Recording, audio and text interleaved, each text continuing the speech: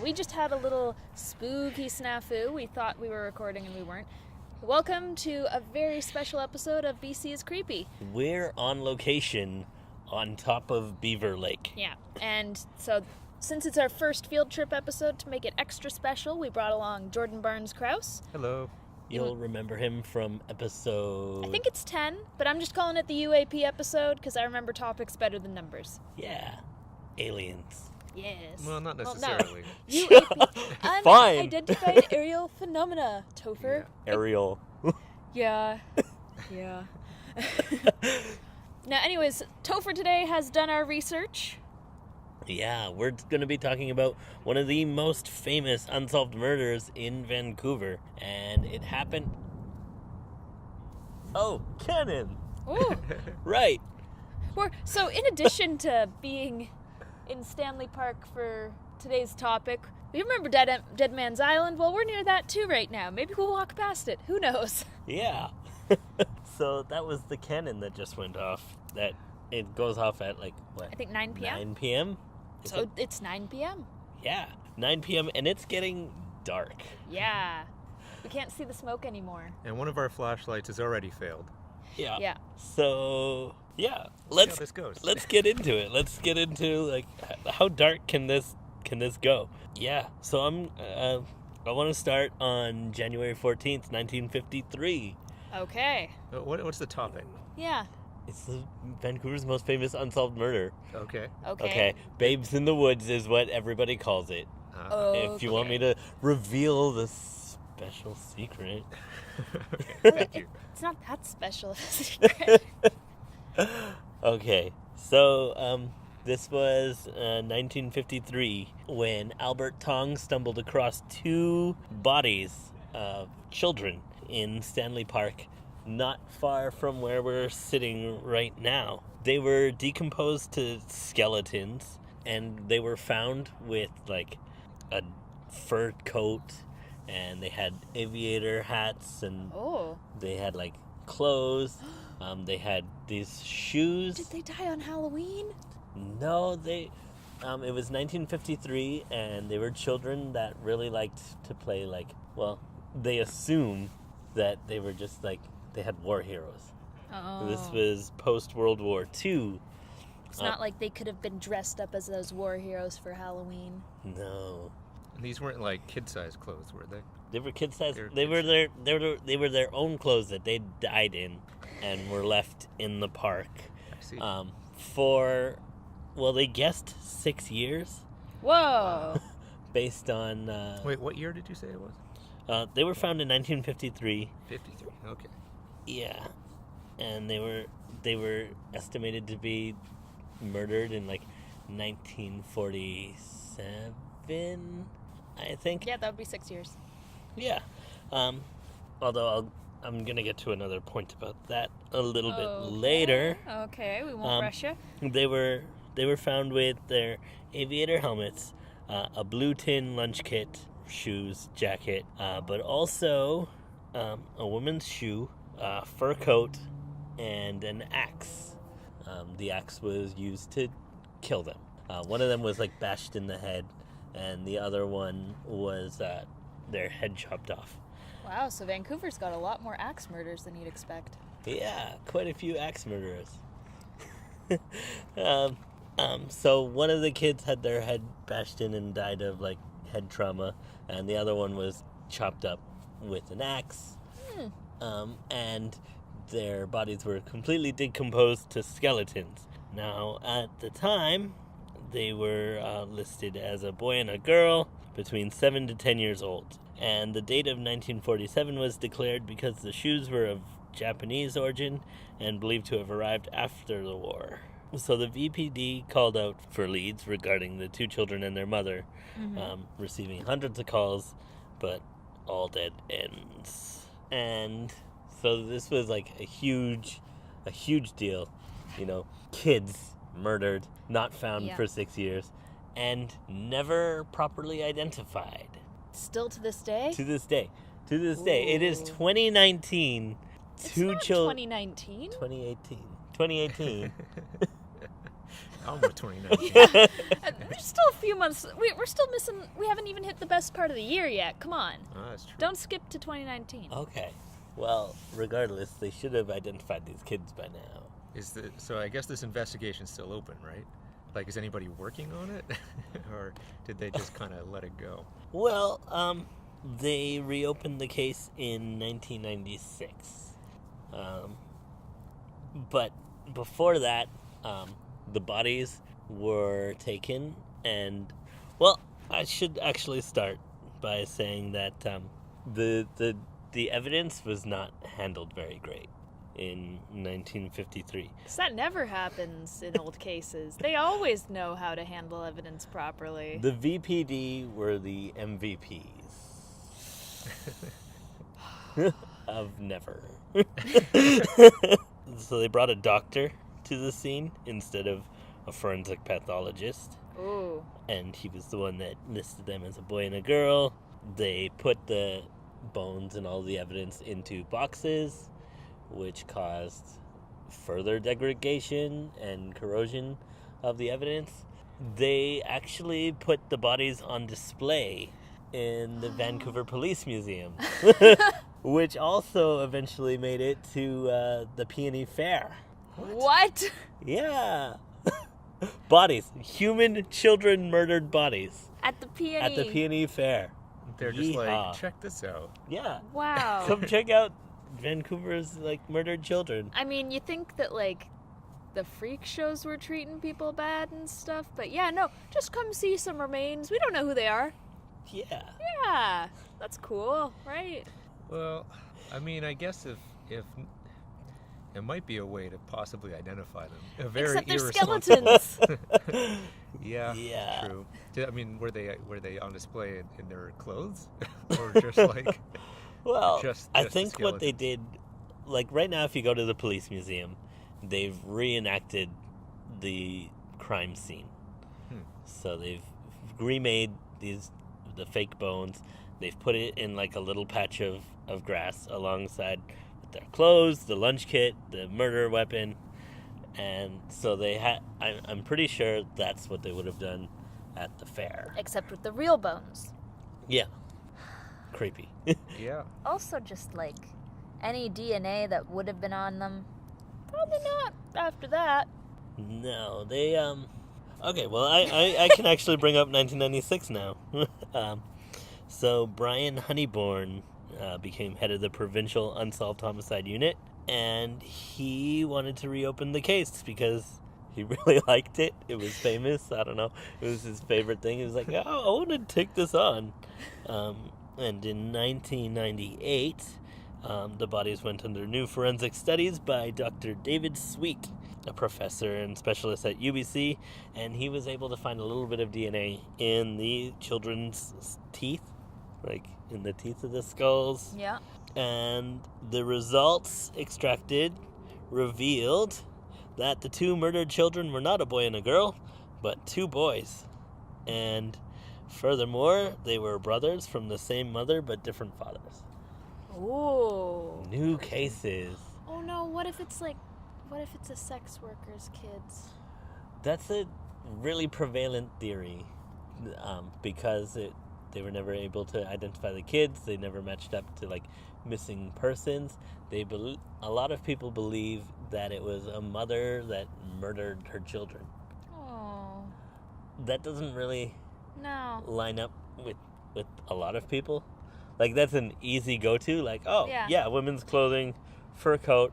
It was a sex worker, and she killed her kids. But what left if them in the woods. What if she didn't kill them? What if her pimp killed them? Because they were dragging her down. Yeah, that's the counter theory. Well, the counter theory is that if you're gonna murder your kids in a really violent way, with an axe, you're not gonna place your expensive fur coat over them in an act of compassion. No. And then leave your shoe and walk away.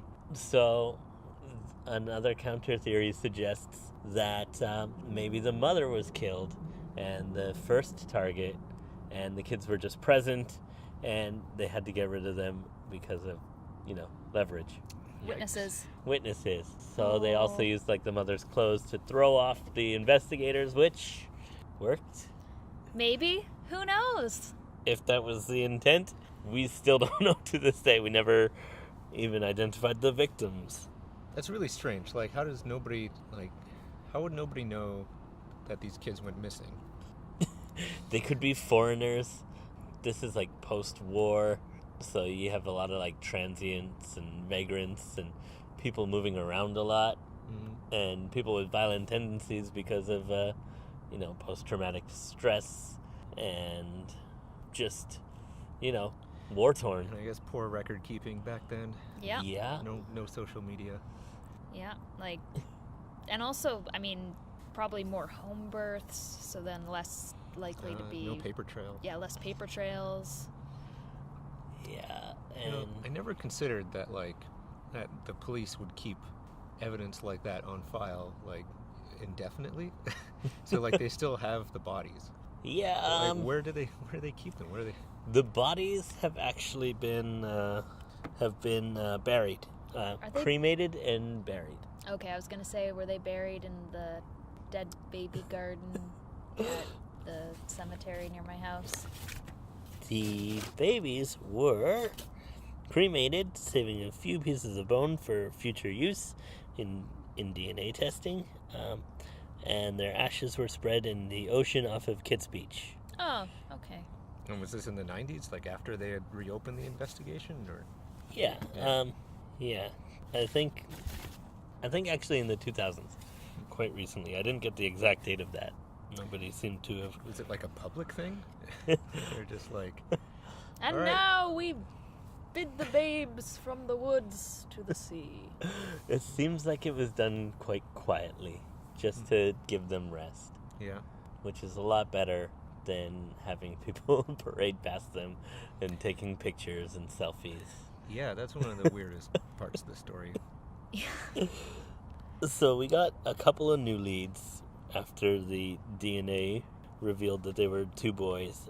So there was a woman who stayed in New Haven Hotel with two boys and then disappeared. A woman from Mission who hitchhiked to Stanley Park with her two boys, and they were wearing aviation helmets. Oh. There was a woman and a man seen with two kids at Stanley Park with a hatchet, and the woman was said to have disappeared into the woods with the kids and the man, and she returned later with also the man and had blood all over the legs when she returned. Well, that Three sounds... very possible. Yeah. The most promising lead in the search to discover their identities came from former VPD detective Ron Emil, who was born in 1930 and lived with his grandmother in a rooming house at Butte and Davie Street. When he was interviewed for Cold Case Vancouver, he said that his grandmother knew Harry Cox, a signalman at the Prospect Point Lighthouse. What? And Harry Cox. Harry Cox in the Big Lighthouse.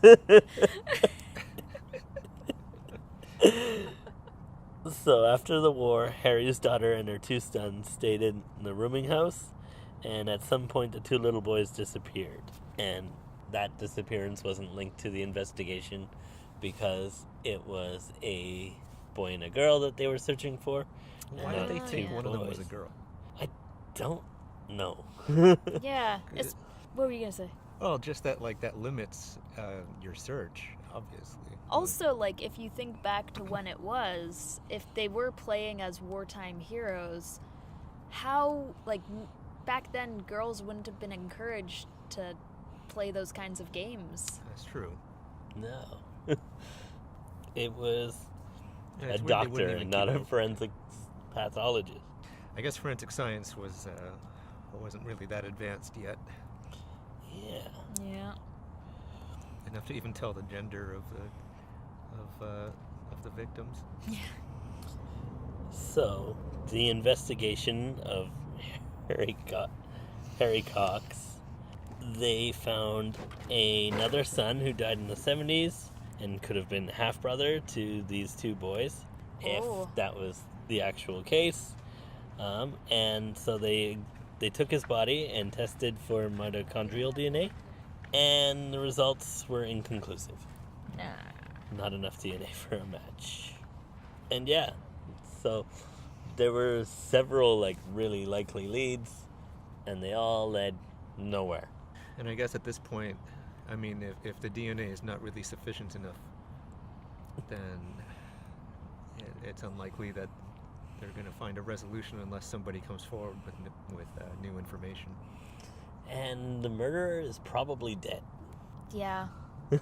In all likelihood, we'll never find the murderer. And they really wanted to like at least identify the kids because, you know, put it at rest, right? Yeah. No. But like the murder of Janet Smith, it's a mystery. Yeah. So I have 4 references. All right. The Vancouver Police Museum has a really good review of the Babes in the Woods, as they should. Like, Yeah. if they're gonna put all this effort into showing off they're like unsolved murder. Yeah. Where is the police museum? I've never been there. Oh, it's Kind of like near Main and Hastings by the you know the Fire Hall Theater. I think it's on Cordova. Yeah. Or yeah, it's like on Cordova, just east of Maine. Mm-hmm. It's Yeah. pretty cool there. Yeah. Yeah. They've got like their morgue. They do Really? movies in them sometimes. Yeah. Movies in the morgue? Yeah. Oh, You gotta have to, book like- that venue. Yeah. You have to book it like way in advance to get in. Yeah. Because there's like 30 spots or something. Yeah, they do like one a month or something like that. There's a real I don't know if I should reveal that or we should use that for another episode. But the morgue has some really cool surprises in it too. Oh, okay. Save it for another episode, Topher. Yeah. Yeah. Okay, other resources. Reddit had a really fun, like, just crowdsourced Oh yeah, information. because that's like true crime stuff. Yeah, Unresolved Mysteries subreddit. Eve Lazarus seems to keep popping up.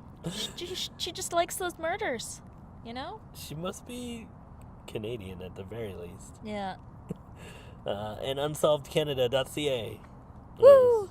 So there's a lot of like repeat information. If you go online and search Babes in the Woods, like a lot of people will just take the same information and rehash it. It was actually really hard to find like specific details. Yeah. But these were my 4 main sources, and these are really great places to find out. Okay, now I want you guys to turn around and look out at the lake. Yeah. How creepy is that? It's pretty My eerie. God. Yeah. So the moon is like yellow. And then Yeah. basically there's like this ring where you can see clearly, and then beyond that it's all like smoky, or it looks like foggy, but it's actually smoke that's on the water. Smoke on the water. Dun, dun, dun, dun, dun, dun, dun. Dun, dun, dun, dun, dun. Yeah. Yeah. Oh, look, a single star. Yeah, there's one over there. You can actually see one. Yeah. Yeah. Unless it's a satellite. But now I think we go on to the second portion of our field trip episode. We're on location, so we're gonna We're gonna go. move. We're Yeah. gonna have some fun. We're gonna try and find where the babes were found. It's gonna be hard in the dark. I can't see a thing. That's why We've we have got- flashlights. Yeah. For now. For now. Yeah. Good thing we brought along like expendable ghost bait, Jordan Barnes Krause. But I have one of the only 2 flashlights. Expendable ghost bait, Ariel Hansen. All right. Well, I guess we'll be checking back in a few minutes. Yeah. So Okay. we're walking in Stanley Park, In a sensitive environmental area. a little trail that said like watch out for wheelchair traffic. Yeah. So, And it's pitch black. yep, we've got flashlights. And even when we've got our flashlights out, you can see smoke. Yeah, we can actually see like the lines from the light. Yeah. So forest fires suck. Yeah, we're not ranting about those again, Topher. Okay. But spooky stuff is great. Yeah. And Stanley Park has a really great history. Of course, we spent like a whole half an hour on Dead Man's Island, which is literally like horror story after horror story after horror story after horror story. You guys just heard the axe murderers here in Stanley there's a sled. Park. Watch out! Oh, no. Yeah, you can see the trail that it made. Yeah. It's going around in circles. Or I guess it walked. It slithered. Yeah. It slugged its way like halfway onto the path and was like, nope, I'm going back. That was almost another horror story for that slug. Yeah. There's almost There's another one. murder. Watch out. My God. Chill, guys. So, slugs in Stanley Park. They come out at night. Do you guys have any more stories about Stanley Park? Do you know Um, anything else that happened here? There must be tons. In actuality, it is, I think, the biggest national park. No, the biggest like City Park. city park in North America. Oh, we're going under the road. Whoa, we came to a spooky bridge. And there's caution tape everywhere. Oh my gosh. Wait, I want to take a picture. Yeah, Selfie cam. this is far creepier than I expected. All right, so we got lost briefly, but looks like we found civilization Oh, again. there's people. We're trying to cross-reference this very, very indistinct map that doesn't have a lot From of like details. the 40s or 50s. Yeah. Yeah, and with modern-day GPS, there isn't really any trails in the map. Well, Not this like bridge there are does now? lead in the direction that we're trying to go. Let's take it. Okay. It says no traffic except cyclists. And it's not on the map, which is, we're just walking out into the dark in a Yeah. place that's not on the map. But it's in the Ariel pointed general. out That's that this totally is safe. how horror movies start. Yeah, Well, I see a car at least. yeah. It's not moving. That's always like good. There's a trail. See, we're safe. We're safe. Yeah. We could get on that trail. Wait, I just want to see what the sign is. Oh, they're gonna be filming here. Bad Angels Productions for the series Siren. Vancouver, you guys. We film stuff. Yeah. Okay. So follow the road or follow the path? Follow the road maybe. Okay. I just don't have the greatest shoes for this, and So we're gonna go towards the park yeah, with cones around it. to And a find scooter. the unsolved murder spot. I hope we're not accidentally walking onto a set. If it is, it would just be like the security guard Okay. who would tell us, go back around. And they would have locked it off by Yeah. now. Hey, a scooter. Yeah, that's why I'm like, why is this here? This looks creepy. This is literally the spooky. Oh, yeah. Stanley That's Park a set. Causeway. Oh yeah. Yep. Hello.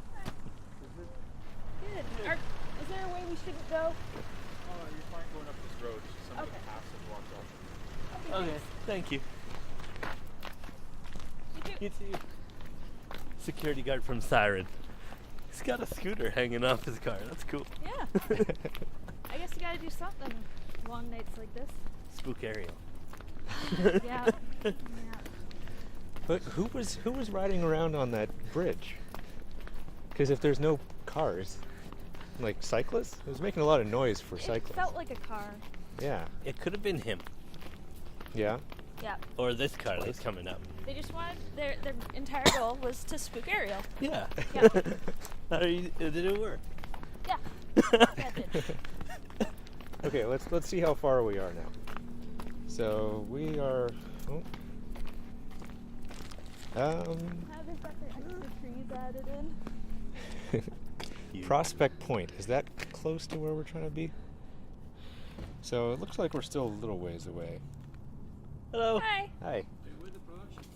No, we're not. We're just passing through. Yeah. Have a lovely day, sir. Thank you. Thank you. So, Just can't go. This is how we die.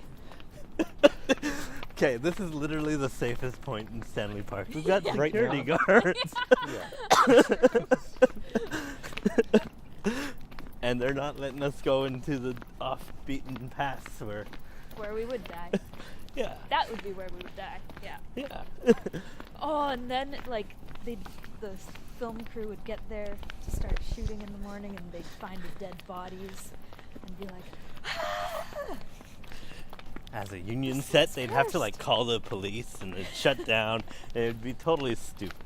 If it was an independent set, they would film it first Yeah. and then call the police. Yeah, we would be set decoration, Yeah. and then the police would get called. If it was a bad cookie set, we'd just make a whole new film. Maybe. I don't know. I'd feel bad. Yeah. Man, there's so many security guards. Are you guys filming like soon? Hi. Man, why do they want to get so close to the Babes in the Woods site? Oh, wouldn't it be crazy if somehow that tied into whatever they were shooting? Just like that, Mermaids and dead babies. like the Aleister Crowley thing you were talking. Yeah. That would be pretty. And weird. somehow involved Aleister Crowley. Man. Okay, well, we can see the Lionsgate Bridge from here now. Yeah. Unfortunately, we couldn't go down any of the paths that we wanted to go down. Yep, because of filming. But I guess we can still loop around and see if that still takes us relatively close to We the same ought to be spot. able to. Because we still wanted to go deeper into Oh, yeah. the woods than they were filming, right? Yeah. Oh man, Lionsgate. Ah, moths. So we're back in the woods. Again. Yeah. We had to loop around because we wandered into the set of Siren. Can't go anywhere in Vancouver without wandering onto a movie set. Yeah. Like sometimes it's actually really annoying. Like I'm just trying to go home, and something is shooting on my street, and I have to wait until they're done their take. And Or I'm just trying to find a place where a dead body was found. yeah, And jeez. yeah. Now, hypothetically, there's not going to be any trails to this site. That's true. Oh, yeah. Um, Oh. So do you have any leads as to like where to go? Yeah, from here? Topher. okay, Aside pull your from like a GPS. map from 1953. I mean, there's also a picture of the actual site, right? Okay. Yeah. We'll be able to match that, no problem. 70 years later, Yeah, it's just some trees and Oh, some more trees. okay. filming in progress. But we want to go this way. Yeah. Okay, I was just making sure. Do you have your GPS map now? Oh yeah, sure. You mean my smartphone device? iPhone? Alright, let's see if it can find us. Oh, it looks like we're right where that X is on that map. We're pretty close. I think, like, We're like really close. yeah. Like right over there? Let's just say it's over there. Yeah. We found it. Or maybe over here in those trees. Maybe. Yeah, I feel like we wouldn't be going up. We'd be going down. This is a clearing. Yeah.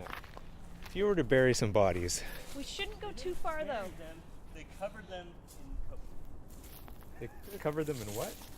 in a woman's fur coat. Oh, right. So this might be it. Or something. I'd say, like, this looks like a good area. So I'm gonna look up the Babes in the Woods, actual shot. See how well it matches these trees. To the best of the abilities.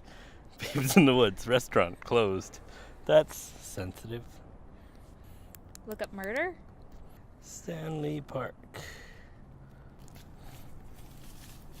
Behind you. What? No. No.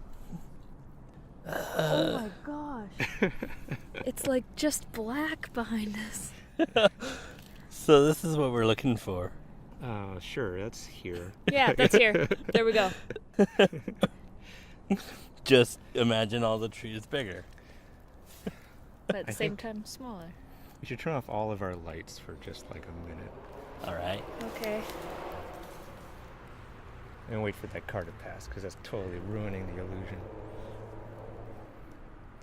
Oh, where's this light coming from? Oh, it's coming from the recorder. Just like, There you go. yeah. Whoa. So we're in complete, well, Well, not complete no. darkness. We are in the dark. No, Off the beaten path. off the beaten path. And hypothetically, what should have been the discovery point of the Babes in the Woods in Stanley Park. Yeah. Pretty close, anyway. General vicinity. Unsolved murder of 2 boys. Okay, I guess we head back now. Well, Oh, sure. while we're here, let's just finish the episode. Okay. Do you want to finish it here, or do you want to wrap it up in safety? No, I want to finish it here. Okay. This is my episode, and oh, creepy. For those who couldn't see that, Topher walked into a small tree branch. It was creepy, okay? So you're a very lucky person, Jackie Doyle, because you're our new patron. Woo! Yeah, Jackie has joined our Patreon community, and so We get to Shout give out. you a shout out. she's also a really good artist, so look her up. And you can also look us up at Bad Cookie Pictures on every form of social media. Except Snapchat. Except Snapchat. So, oh, right. Yeah, I don't Snapchat. No. So Instagram, Facebook, Twitter. We have a website. We have an email, badcookiepictures@gmail.com. If you've got spooky stories that took place in Stanley Park, tell us. Please, we'd love to keep talking about Stanley Park. It's really awesome and creepy. Yeah. You can also find us on Pinterest. If you want to find my social media, at Hanson's Horror, I'm on Facebook, Instagram, Twitter. And I'm Sneezing Wolf. You can find me on Instagram. Jordan. Yeah, where can we find you? You can find me on Twitter and Instagram, jbc.mov. That's jbc.mov on Instagram, jbc.mov on Twitter. And Alright. do we want to say anything to To who? to the 2 little boys that are Oh. probably still here? We're sorry that this happened to you. But we're still talking about it, and that's the important thing. Yeah. And hopefully one day we Hope- find out who you are. Yeah, hopefully more media coverage will help with all this. Yeah. Yeah. So Stay creepy. stay creepy, BC. Yeah.